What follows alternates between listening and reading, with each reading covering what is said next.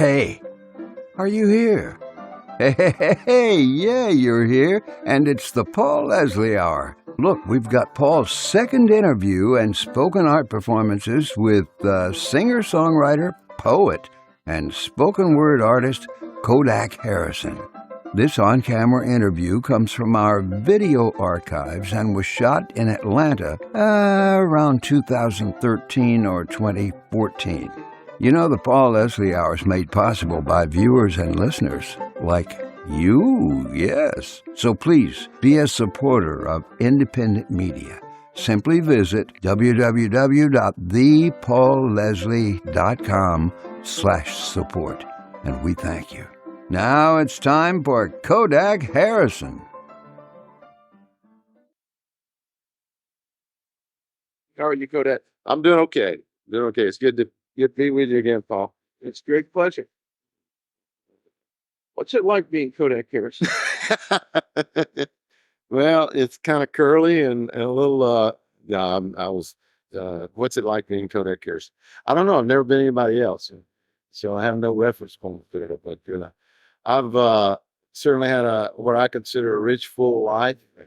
And since I saw you last, I got married last August, the very first time in my life, which is exciting and unexpected.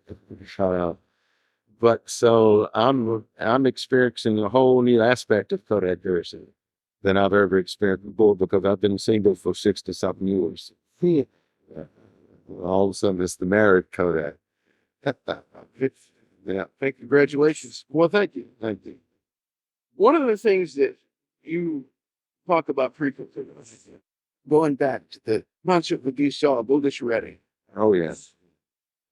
What was it about that experience? What did you hear? What did you see?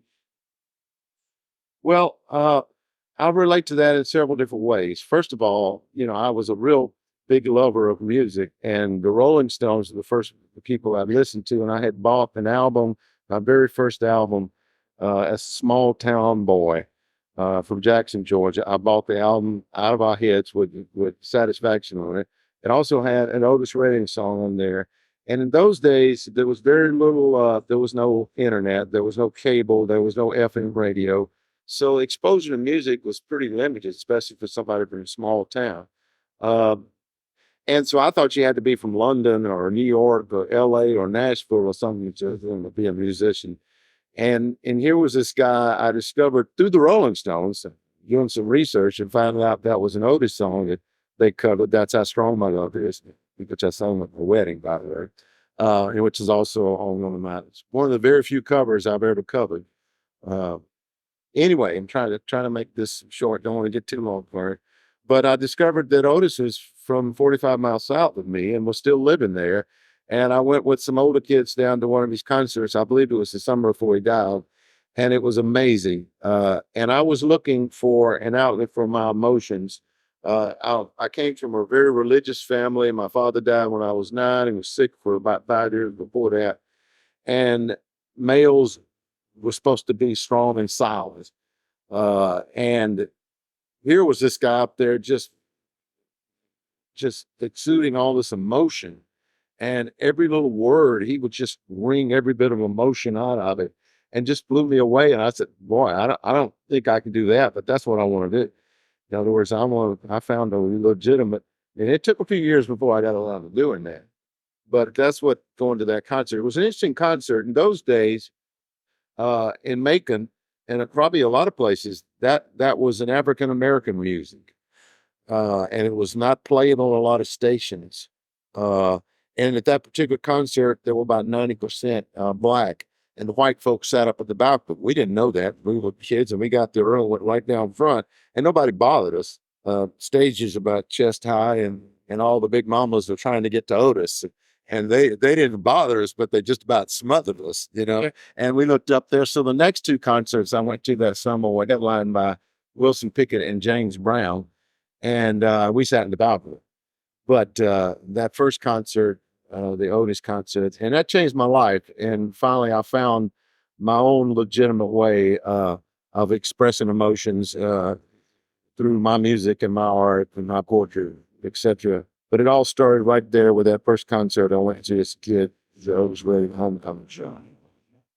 Seems like you have a lot of avenues to let motion on. You mentioned the songwriting, poetry, spoken word.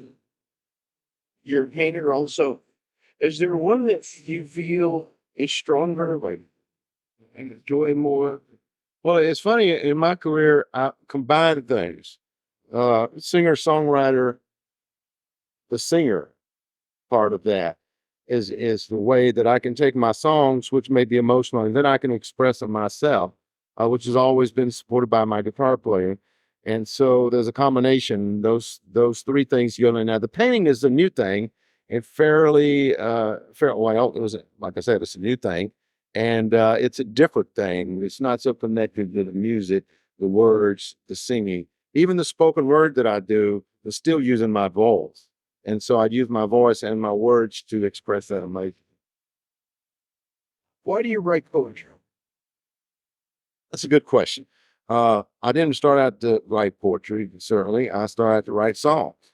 I had not read a lot of poetry. I'd read a lot of fiction, and I'd read a truckload of lyrics. I love songwriters, people, Dylan and Tom Waits and Leonard Cohen and et cetera, the people that really wrote what I consider great lyrics. There's not a lot of people that I'm sure I've left out there, but so I started out as a songwriter. The portrait thing happened because critics in the early 80s started calling me a poet. In fact, Russell Shaw and the Creative Loafing called me Atlanta's best poet in 1983, which scared me to death. I was thinking the real poets are not going to like this, I better watch my back. And so I didn't accept that label then, but people just kept calling me that. And even after I started doing it, performing words without music, I still consider myself a spoken word artist.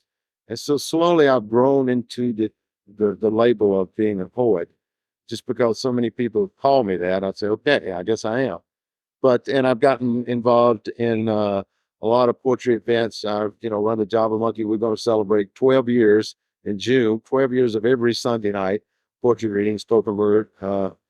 And I work with Poetry Tech. I'm chairman of Poetry Atlanta, which is an organization to help support poetry in the Atlanta area. So it seems like I've gotten much more involved in that. And it's probably a good thing. One night I went out to that Java Monkey speak in Decatur, and you did what I thought was one of your songs. You did it as a spoken word. Europa Well, the funny thing about that, I don't know if it's funny or not, but the one thing about that is after my first trip to Amsterdam, I wrote 3 poems, which I put together as one. So it actually started out as a spoken word piece. I was involved with slam poetry, which is, in fact, I was on the Athens, Georgia slam team, and then got involved with slam at Java Monkey. But so it was actually started out as 3 poems, which you put together as a slam piece, which made it a spoken word piece. And then I decided to make it into a song with a chorus, and which I recorded. So it was actually a spoken word piece first. Could you do it? Now during the break there, he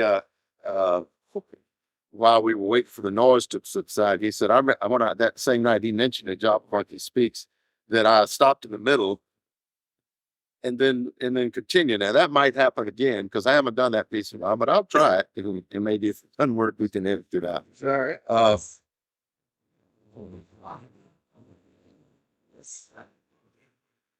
The aroma of Amsterdam fills the air. Checked in, we step out to seize the day. The fragrance of hash floods the hotel halls. The food of the market inspires my imagination. We thank you and appreciate you dropping in for the Paul Leslie Hour today. You can help the Paul Leslie Hour in our mission to provide independent media content like this by visiting www.thepaulleslie.com/support. We truly thank you. This is your announcer speaking. Performance of The Entertainer intro song and Corina outro song, courtesy of John Primorano. Well, that's it for today. So until next time, be safe and be good.